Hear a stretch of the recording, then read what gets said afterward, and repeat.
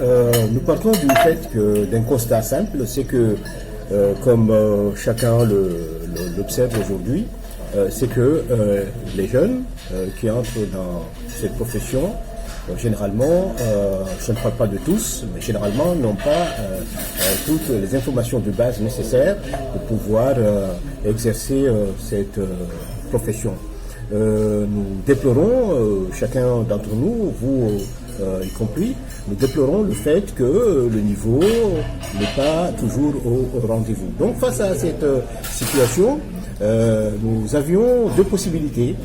Continuer à déplorer le fait que le niveau des jeunes journalistes n'est pas bon, ou bien essayer de nous organiser pour pouvoir leur donner les bases nécessaires.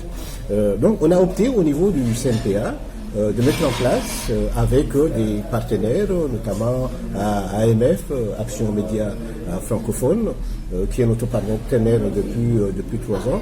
Donc nous avons opté de mettre en place une structure qu'on appelle le Centre de formation des journalistes, sans mur. C'est un centre sans mur qui met en contact des formateurs et des personnes qui doivent être formées.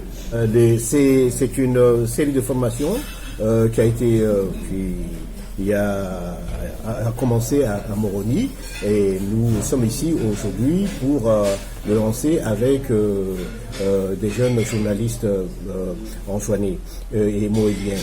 Pourquoi le passeport? Là encore, on est parti d'un constat simple. Quand il s'est agi de délivrer la carte de presse des journalistes, on s'est rendu compte que la plupart des dossiers qui nous avaient été remis au niveau de la Commission nationale de la carte de presse, les dossiers avaient révélé que beaucoup de jeunes qui prétendaient à cette carte n'avaient pas reçu un minimum de formation leur permettant d'être journalistes. Cela se comprend parce que nous n'avons pas d'école de journalisme ici, les formations ne sont pas ici chez nous. Donc on s'est dit que pour donner un peu plus de chance à ces jeunes, pour pouvoir ensuite prétendre à la carte de presse, nous allons mettre en place ce programme qui s'appelle Passeport pour le journalisme, composé de plusieurs modules qui permettra à chaque stagiaire qui l'aura suivi d'avoir un papier qui lui permettra ensuite de faire valoir, qui lui permettra ensuite de